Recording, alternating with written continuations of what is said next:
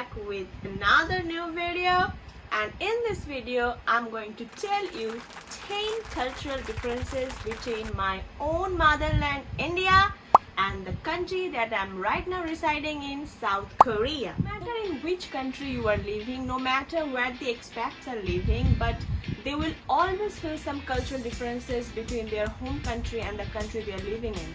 So in this video I'm going to share my experiences after coming to Korea that I feel in my day-to-day life. So what are the differences I feel, what are the differences this culture usually have from our own country, that is India. I'm going to tell you everything about it in this video. So make sure you see the video till the end. So without further ado, let's get into the video. So the number one cultural difference that top my list is the cafe culture in Korea. Though Korea is not a coffee producing country in the world, but still they consume a huge amount of coffee every year.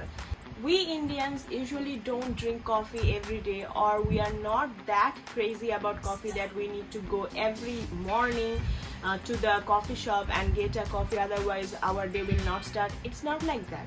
In villages we like to take tea, of course, but we are not that much crazy about coffee. But in Korea, this coffee culture, this coffee consumption is very much linked to their everyday life. So I think they can't imagine to start their day without having a cup of coffee or without having a glass of cold coffee and like that. So in Korea, cafe culture and coffee culture is very important and very prevalent. Also you will find number of various types of basic cafe or basic coffee shops are there. Adia Coffee, Starbucks, Mega Coffee, then Pig's Coffee, and the list goes on. There are so many basic coffee shops. You will find various themed cafes like 2D art themed cafes, cat cafes, Samoyed cafe, meerkat cafe, and even sheep cafe. So that you can go to those cafes and relax, have a cup of coffee in your hand and relax and enjoy those cute creatures around you, like Samoyed dogs or meerkats or sheep or cats. So cafe culture is very important and very prevalent in Korea. So the number two cultural difference that is in my list is the fitness of the Korean people. Korean people are very much aware about their fitness, so they know how to keep their body in shape, and so this gym culture, you can say, is very much prevalent in Korea. Like right now around my house there will be more than 5 gyms in my locality.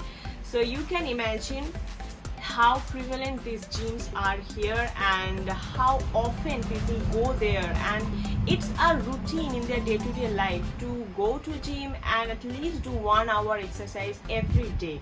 So it is not that common in India still now. So because of this concept that they have to maintain their body, they have to be healthy and fit, not only you will find so many professional gyms over here, but government do install some free gym equipments in the small parks. Like near my house, near my apartment, there is a park, and there are so many free gym equipments have been installed by the government only for public use and all for free.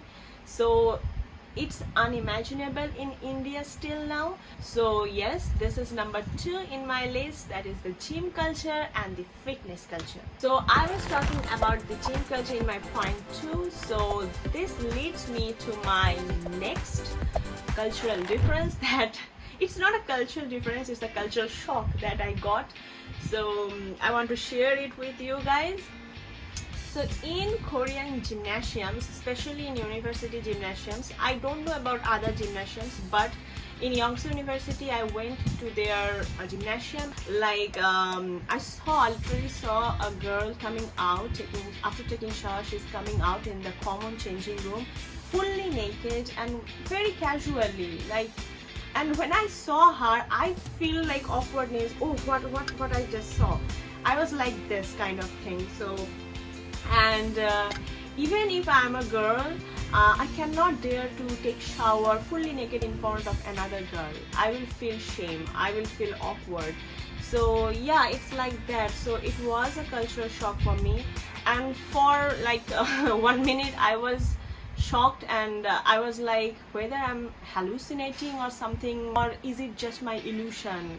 Maybe she's wearing something, like nowadays there are like skin colored stockings over there, so maybe she's wearing something. But no, she was not wearing anything. She was fully naked, and she was coming out like casually in front of so many girls in the common room changing, and obviously no one is looking at her. But that time it was my first time, so I can't help but my eyes just goes into that spot and I was like, okay, so this is very common in here because nobody was watching. But that was my first time. So after that I understood that this is the culture over here, it's very common here. But for me and for any other Indian girl, whoever has gone to the gym for the first time, it will be a cultural shock. So I'm not telling that whether it's right or wrong. I'm just telling you the fact that this happens in Korea, especially when I was in Yangsu University's Gymnasium. I do experience this. So the number 4 cultural difference that I experienced here is the prevalence and usage of e-scooters, electronic scooters or electronic bikes, you can say. So there are a number of companies who provide these scooters like Beam, Kick, Sweek, G-Scooter and so on. So you can use any of them. But to use them, you must have a legal driving license, and also you must be above 16 years. And while driving this, you have to drive these e-scooters alone. You cannot take another person. 2 persons is strictly prohibited. And you have to nicely park all the scooters in an appropriate place. But I have seen that some people just park them not nicely and then park them randomly anywhere. But in most places they were nicely parked, lined up side by side along the road so that people can use them. And you can find them in more numbers in the university areas and university campuses. Till now I don't think that in India e-scooter usage is that much prevalent. So hoping for the best that India will also launch e-scooters to use. So this is another cultural difference that I felt after coming to Korea. Number 5 cultural difference, and my most favorite, is the prevalence of the convenience stores. Convenience stores are like ubiquitous in South Korea. Everywhere you will find, just like within like 200 meters you will see another convenience store. So it's that much frequent. And the most favorite part of it for me is the amazing food quality and an amazing reasonable prices. These are the like cheapest prices you can find in convenience stores. So the food, it's not like that cheap prices, that means you will get cheap food and not good quality food. It's not like that. You will get good quality food at a very reasonable price. So I have seen like many people, they don't cook in their home. Korean people usually don't prefer to cook at their own home. They usually prefer to go out to restaurants and eat and then come back home and sleep. But many people, they prefer eating convenience store food rather than going to some expensive restaurants. In India, in my country, still now convenience stores are that much frequent.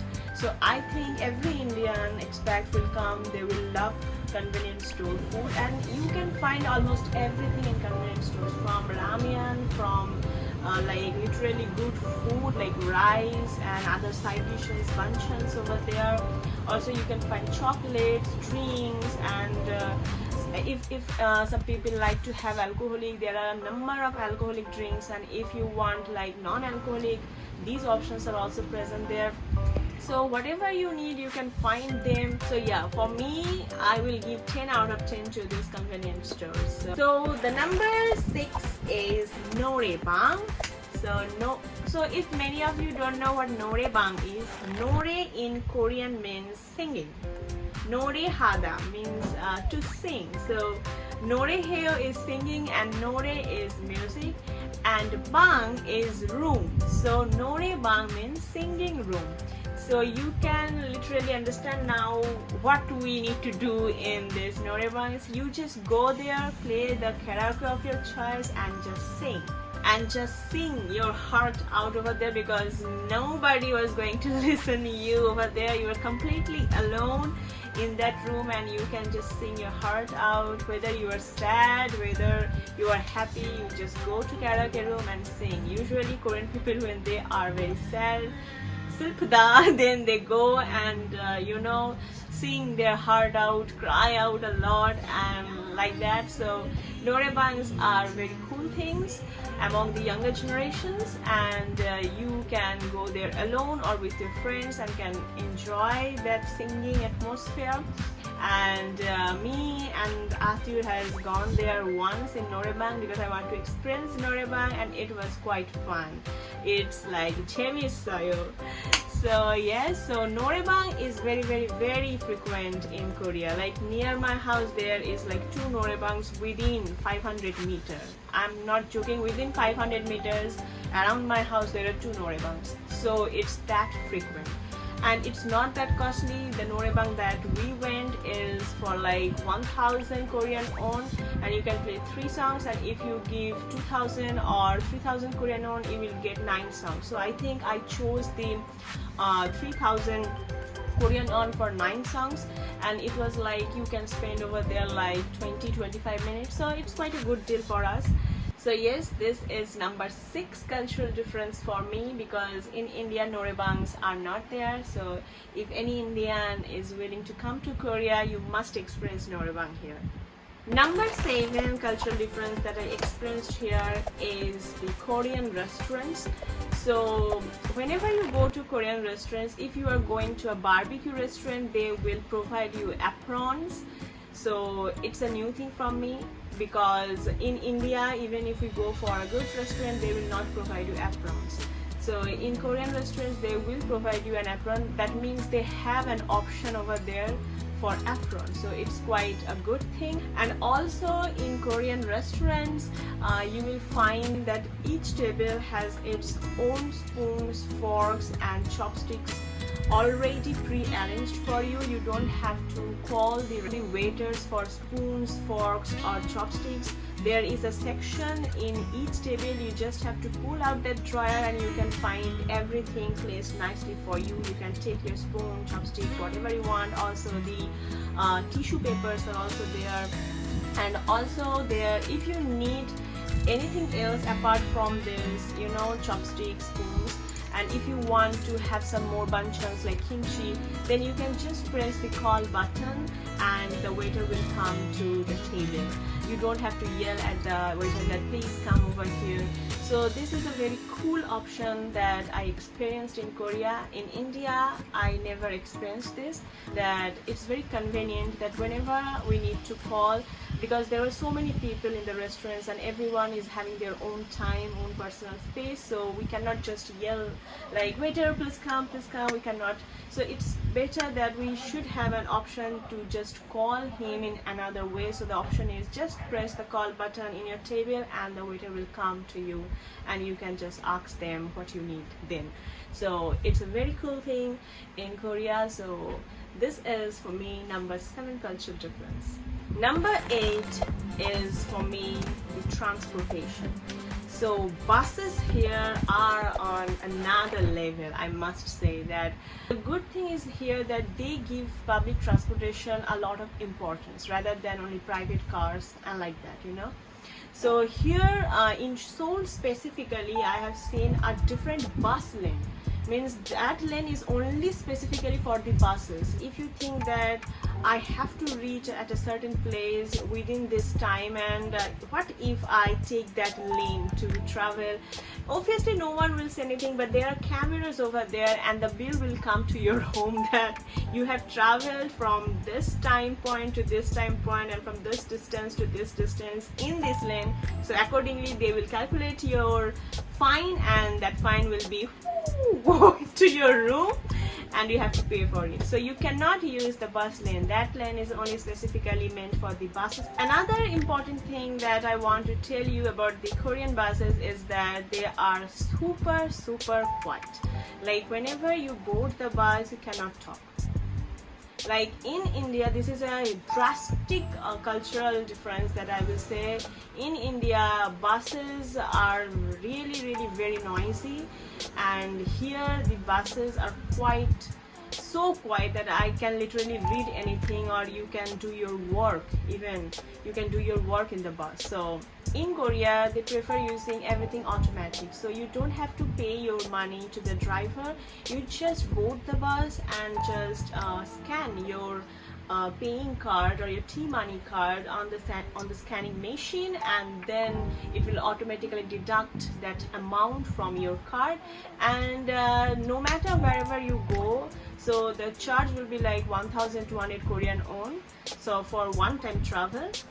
Also in Korea, there will be like flashing messages that this stop is this and the next stop will be this. So everything is automatic. You just have to keep your eyes and ears open and you are good to go. You don't need to ask anybody. You don't need to tell the driver like, please stop, I want to get off here. It's not like that. You just have to, press the stop button. Automatically the driver will know that in which stop you are going to get off, and like this way everything works. And the doors are automatic, everything is automatic, super synchronized, and it's super sophisticated. So I usually prefer bus journey rather than subway journey. Number 9 cultural difference that I experienced here is the burger culture over here. Like in India, when we want to celebrate something special or we want to give treats to our friends, we usually go to KFC or McDonald's, or at that time only we will have burgers as our real meal, right? But here in Korea, burgers can be taken as the staple food every day. You heard me right, every day. We can't eat burger every day. We need rice. Rice is our staple food. So this is a huge cultural difference that I have seen here. And there are so many burger shops like Mom's Touch, then Burger King, then Loteria, then and also McDonald's was there, Shake Shack was there, New York Burger, Frank's Burger, and so many more burger shops was there. So this is a huge cultural shock or cultural difference that I experienced here. So the number 10 cultural difference, the last one of this video, is again about the roads of Korea. So it is not only in Korea but all over the world. People are so busy with their smartphones all the time, me included.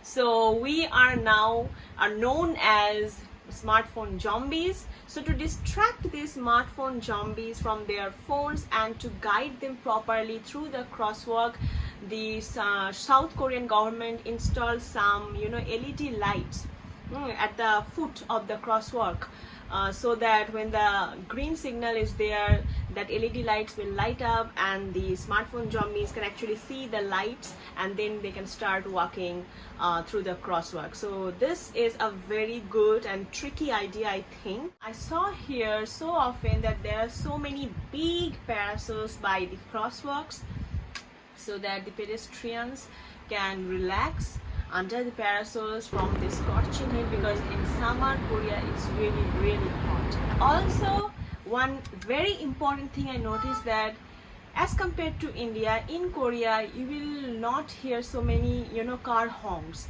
People don't usually give honks so often.